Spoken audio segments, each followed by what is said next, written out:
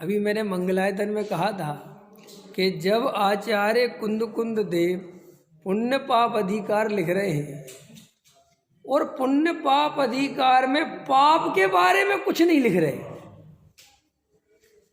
अधिकार का नाम क्या लिख रहे हैं? और पुण्य पाप अधिकार जब लिख रहे हो आप, तो कम से कम महाराज पाप के बारे में तो 2 शब्द लिखो। कुछ तो कहते कि पाप बुरा है, पाप छोड़ो, कहीं नहीं लिखा। पूरे पुण्य पाप अधिकार नाम है, उस अधिकार का नाम है पुण्य पाप अधिकार।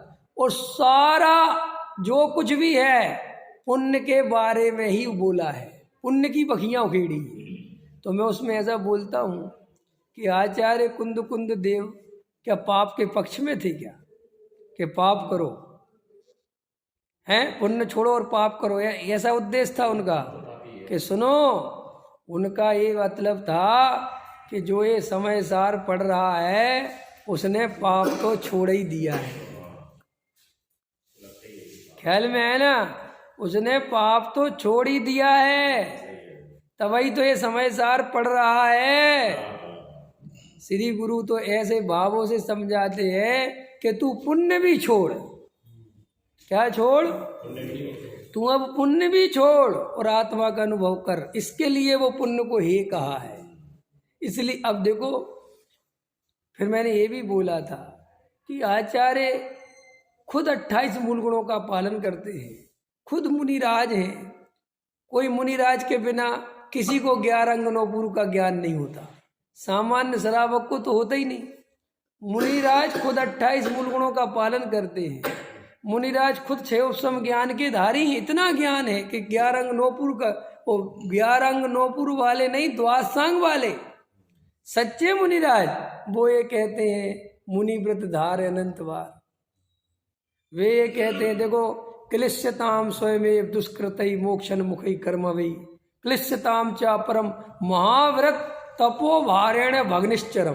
वे कह रहे कि महाव्रत के तप के भार से दबा हुआ है। बताओ क्या कह रहे महाराज, कैसी बातें कह रहे? हम भार है, कह रहे तू दबा हुआ है भार से, तू 11 अंग और 9 पूर्व के ज्ञान के भार से दबा हुआ है। वो ये कह रहे आचार्य। तो आचार्य भगवान क्या कहना चाहते हैं पता है? कभी सोचा? वो ये कहना चाहते हैं कि ऐसा भी विषय भोग क्रियाकांड मत करो और विषय भोग भोगो, संयोगों में लगे रहो, दुकान चलाओ, घर गृहस्थी बनाओ, मकान, ये कहना चाहते हैं क्या वो? अरे वो ये कहना चाहते हैं कि सुन, तू जिस आत्मज्ञान को प्राप्त करना चाहता है,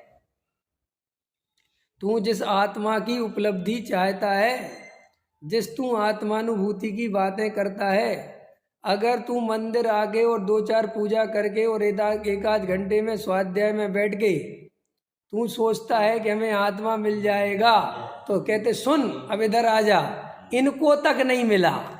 इसके लिए है वो लाइन कि तू तो यहाँ ये 2-4 क्रियाएं करके है, और वो भी छल कपट से,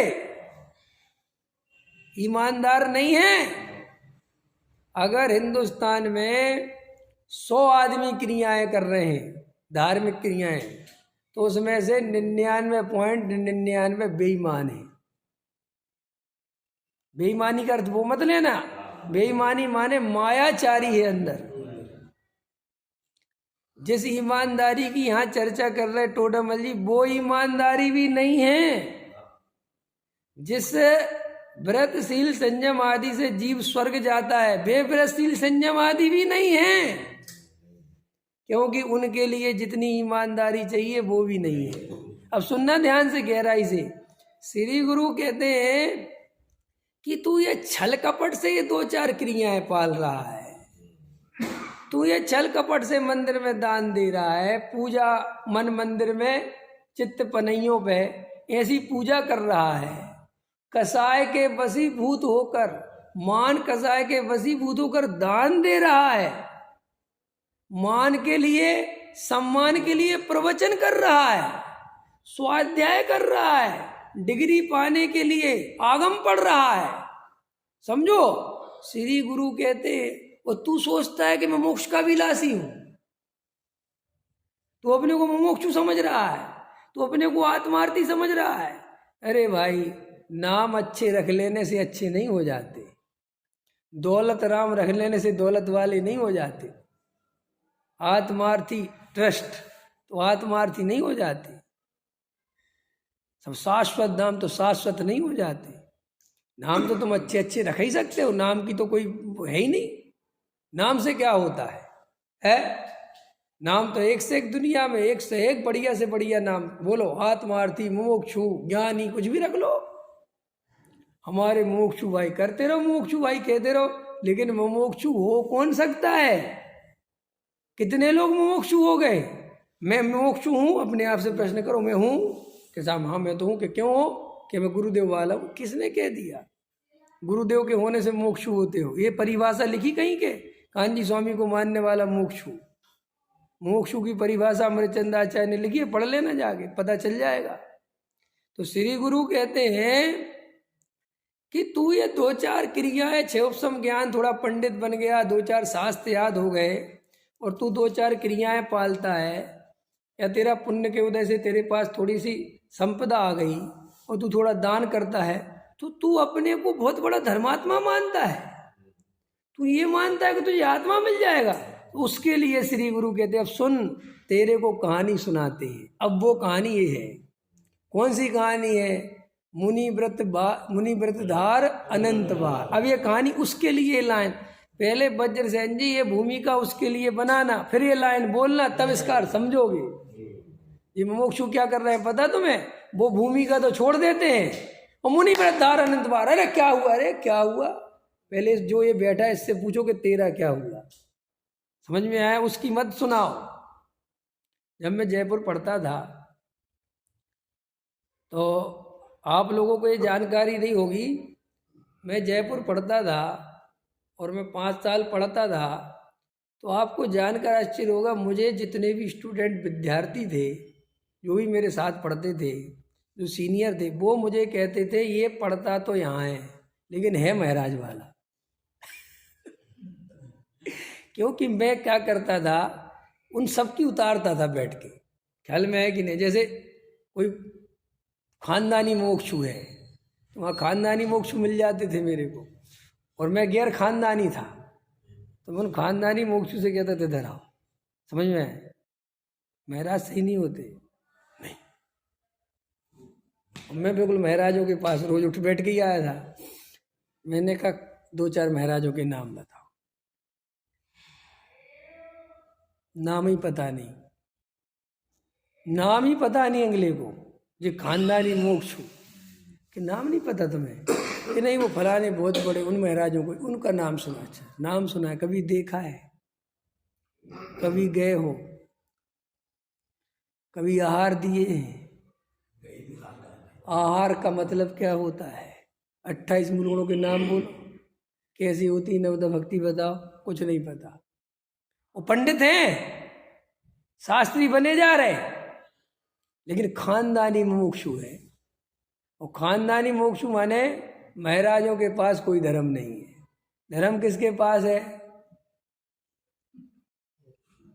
हम लोगों के पास, जैसे इनके बाप का हो, कोई और के पास हो ही नहीं सकता धर्म। समझ में आ गया कि नहीं समझ गए? भाई इनने खरीद लिया सारा धर्म है मार्केट से। अब मार्केट में धर्म कहीं नहीं मिलता, कहाँ मिलता है? केवल सोनगढ़ियों के यहाँ, मोक्षुओं के, और कहीं धर्म नहीं। तो श्री गुरु कहते कि इधर आ, इधर आ।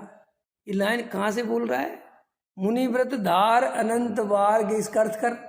सब इसका अर्थ है कि मुनि बनने पर भी, ये करने पर भी। अच्छा वेरी गुड। और तुम क्या कर रहे हो आत्मज्ञान के लिए? ये लाइन तो तुमने बोल दी, बहुत अच्छा है। तुम क्या कर रहे हो आत्मज्ञान के लिए?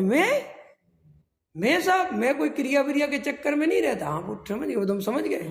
तुम काय के चक्कर में रहते हो? क्या करते हो? साहब मैं 2 टाइम स्वाध्याय करता हूँ और मुझे समय सार की पूरी गाथाएं याद है, संस्कृत आती है, प्राकृत आती है, और मेरा अभी तक लगभग 80 ग्रंथों का स्वाध्याय पूरा हो चुका है। समझ में आया कि नहीं समझ में आया? और मैं केवल और केवल अपने मोक्षों को सुनता हूँ और कहीं कोई मतलब नहीं मेरा, दूर दूर तक। 28 मिनट पढ़े नहीं। हाँ 28 मिनट पढ़े नहीं। और सुनो, अच्छा तो तुमने तुमने ये पढ़ लिए, सब पढ़ लिया, तो ये लाइन नहीं पढ़ी कि उसमें ये भी लिखा है कि मुनि व्रत धार अनंत बार, अकेली लाइन नहीं लिखी, उसमें साथ में ये भी लिखा है कि 11 अंग और 9 पुरु का ज्ञान भी अनंत बार किया। ये नहीं पढ़ा था कि हाँ वो पढ़ा था लेकिन उसने समय सार नहीं पढ़ा था। अरे जाके पता तो करो ये समय सार कौन से अंग में आता है। पहले हम भी इसी झांसे में रहते थे, ख्याल में आया कि नहीं आया। बाद में जब हमने स्वाध्याय में उसमें गए तो पता चला ये तो ज्ञान प्रवाद 5वें अंग में ही पड़ा हुआ है। कहाँ रखे चक्करों में तुम, ख्याल में आया कि नहीं आया। कौन सी आत्मा की बात, और अभी दूर क्यों जाते हो। अरे अपने बारे में जानने के लिए दूसरे से पूछना पड़े, इतनी बुद्धि तो कमजोर नहीं है। अपना आकलन खुद ही कर लो, खुद ही सोच लो कि मैंने अभी आत्मा के लिए इस भाव में क्या किया है। सोचो, सिर्फ पार्टी बदली है। क्या बदली है? पार्टी बदली है, तुम नहीं बदली। और तुम जिसे बदलना कहते हो अपने अहंकार के चक्कर में कि नहीं मैं बदल गया, ऐसा बदलना श्री गुरु कहते एक बार नहीं, और इससे भी खतरनाक। अभी कपड़े तो नहीं उतारे ना, इतने तो नहीं बदले। यहाँ तो श्री गुरु कह रहे कपड़े उतारे अनंत बार, इतने बदल गए लेकिन अंदर नहीं बदली। पकड़ में आ रही कि नहीं आ रही? अंदर नहीं बदले, और श्री गुरु कहते अंदर नहीं बदले, इसीलिए बिल्कुल नहीं बदली।